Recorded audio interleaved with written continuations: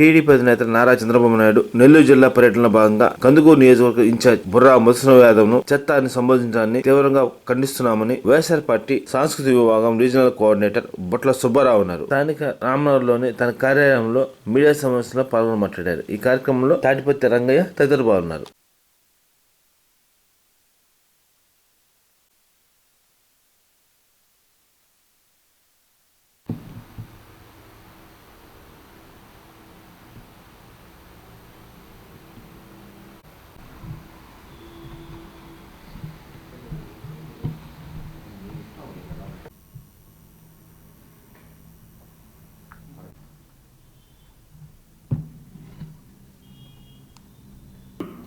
నిన్న నారా చంద్రబాబు నాయుడు గారు వేమిరెడ్డి ప్రభాకర్ రెడ్డి గారిని పార్టీలో చేర్చుకుంటూ కందుకూరులోకి వచ్చిన వ్యక్తి చెత్త కనిగిరిలో నుంచి వచ్చాడని సంబోధించడం జరిగింది.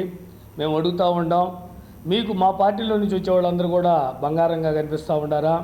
ఒక బీసీ నాయకులు పార్టీ వేరే ఇంకొక స్థానం ఇస్తే చెత్తని సంబోధించడం ఎంతవరకు సమంజసం? మేము అడుగుతూ ఉంటాం. వైఎస్ జగన్మోహన్ రెడ్డి గారు ఒక విధానం ప్రకారం ఈ రాష్ట్రంలో అందరికి కూడా సామాజిక న్యాయం ప్రకారం స్థానాలు కేటాయించడం జరుగుతూ ఉంది. ఈ క్రమంలో ఒక బీసీలని మీరు చెత్తతో సంబోధించడం దౌర్భాగ్యం. ఈ జిల్లాలో 2019లో ఒక్క బీసీకైనా మీరు సీట్ కేటాయించారా అని అడుగుతూ ఉన్నాం.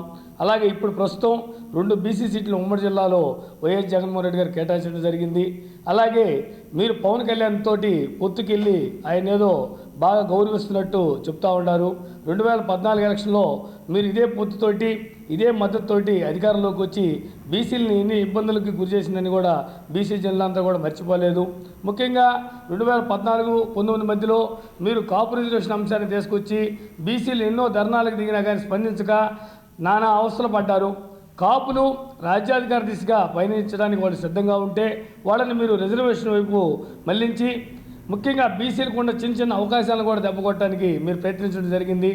అది అందరికీ కూడా గుర్తున్నది. అలాగే పవన్ కళ్యాణ్ మాట్లాడుతూ నాకు గ్రౌండ్ లెవెల్లో క్యాడర్ లేదు, లేదంటే నా శక్తి లేదు, ఈ విధంగా చెప్తా చంద్రబాబు నాయుడు తోటి ఒక అనైతిక పొత్తు తీసుకొని బీసీల యొక్క ప్రయోజనాలు పట్టకుండా ప్రవర్తిస్తూ ఉన్నారు. మీరు ఎన్ని కుట్రలు చేసినా రాబోయే ఎన్నికల్లో బీసీలు, యాదవులు, మిగతా సామాజిక వర్గాలన్నీ కూడా వైఎస్ జగన్మోహన్ రెడ్డి గారికి మద్దతుగా పనిచేస్తూ ఉన్నాం. అందరం కూడా వైఎస్ జగన్మోహన్ రెడ్డి గారికి మద్దతు ప్రకటించి అన్ని సీట్లో కూడా 175 గెలిచే విధంగా కృషి చేస్తూ ఉన్నాం. ముఖ్యంగా రాజ్యసభకి ఈ రాష్ట్ర చరిత్రలోనే మొట్టమొదటిసారిగా ఒక యాదవుడిని వేదా మస్తారావు గారిని రాజ్యసభకు పంపడం జరిగింది. అలాగే జాతీయ బీసీ సంక్షేమ సంఘం నాయకులు ఆర్ కృష్ణ గారిని రాజ్యసభకు కేటాయించడం జరిగింది.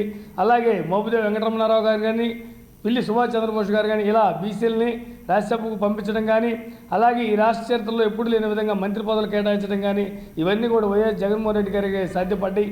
మరి ఆది నుంచి కూడా బీసీల మద్దతుతోటి నిలబడిన టీడీపీ పార్టీ మీరు ఏం చేశారో ఒకసారి అవలోకనం చేసుకోవాలి. అలాగే ఈ జిల్లాలో తీసుకుంటే మా నాయకులు బాలినేని శ్రీనివాసరెడ్డి గారి నాయకత్వంలో బీసీలందరికీ కూడా అన్ని విధాలు కూడా ప్రయోజనం చేకూరుతూ ఉంది. ఈ నియోజకవర్గంలో ఏఎంసీ చైర్మన్గా కానీ లేదంటే ఇతరతర పదవులన్నీ కూడా కేటాయించడం జరిగింది. మరి గత ప్రభుత్వంలో దామచర్ల జనార్దన్ బీసీలకి ఏం కేటాయించాడో తెలపాలి. అలాగే ఈ నియోజకవర్గంలో ఆయన లేస్తే అభివృద్ధి చేశాను అని చెప్తూ ఉన్నాడు. 2014-19 మధ్యలో మీరు ఎన్ని కోట్లు ఈ నియోజకవర్గానికి కేటాయించారు, ఎన్ని కోట్లు తెచ్చారో తెలియజేయాలి. మరి ఇప్పుడు 180 కోట్లు మొన్న ఈ మధ్య బాలినేని శ్రీనివాసరెడ్డి గారు చిత్తశుద్ధితోటి వైఎస్ జగన్మోహన్ రెడ్డి గారిని ఒప్పించి మెప్పించి నిధులు తెప్పించి ఇక్కడ అన్ని జగనన్న కాలనీలు ఏర్పాటు చేసి పట్టాలు ఇవ్వడం అనే కార్యక్రమం జరుగుతూ ఉంది. అలాగే 5 అర్బన్ హెల్త్ క్లినిక్లు కానీ, ఆ 133 kV under ground cable line కానీ, అలాగే మన నిమ్స్ హాస్పిటల్ అభివృద్ధి కానీ ఇలా చెప్పుకుంటా పోతే, అలాగే సుందరీకరణ జరుగుతూ ఉంది, డివైడర్లు కానీ వాటన్నిటికి కూడా ఒక గ్రీనరీ జరుగుతూ ఉంది. సమ్మర్ స్టోరేజ్ 1, 2 కూడా డెవలప్ చేస్తూ ఉంటారు. ఇంత అభివృద్ధి చేస్తూ ఉంటే కాదు మా గవర్నమెంట్లోనే మా పాలనలోనే అభివృద్ధి జరిగిందని ప్రజలు తప్పుదారి పట్టించేదానికి దామచర్ల జనార్దన్ పూనుకుంటూ ఉంటారు. మీ ప్రభుత్వంలో మీ కాలంలో జన్మభూమి కమిటీలు 5 మెయిన్ కమిటీలతోటి పర్సంటేజ్ తీసుకొని పబ్లిక్ని వ్యాపారస్తుల్ని ఇబ్బంది పెట్టినటువంటి చరిత్ర మీది. ఇప్పుడు ఎటువంటి ఇబ్బందులు లేకుండా అన్ని వ్యాపారాలు కూడా సక్రమంగా చేసుకుంటూ ఉన్నారు. అలాగే అన్ని సామాజిక వర్గాలు కూడా ప్రశాంతమైన జీవనం గడుపుతూ ఉన్నారు. అలాగే ఈ గవర్నమెంట్లో అమ్మ ఒడి, విద్యా దీవెన, వసతి దీవెన, ఆసరా, చేయూత ఇలా పలు పథకాలతోటి, అలాగే జగనన్న కాలతోటి ఆర్థిక వికేంద్రీకరణ జరిగి ముఖ్యంగా బడుగు బలహీన వర్గాలు, ఎస్సీ, ఎస్టీ, మైనార్టీలు అందరూ కూడా ఆర్థికంగా బలోపేతం అయ్యి వారి యొక్క ఆర్థిక ప్రమాణాలు పెరిగి జీవిస్తూ ఉంటారు. మరి ఈ ప్రభుత్వం కావాలన్నా, పాలిచ్చే కామధేను కావాలన్నా, తన్నే దున్నపోతు కావాలన్నా అని బీసీ ప్రజలంతా కూడా చర్చించుకుంటూ ఉంటారు.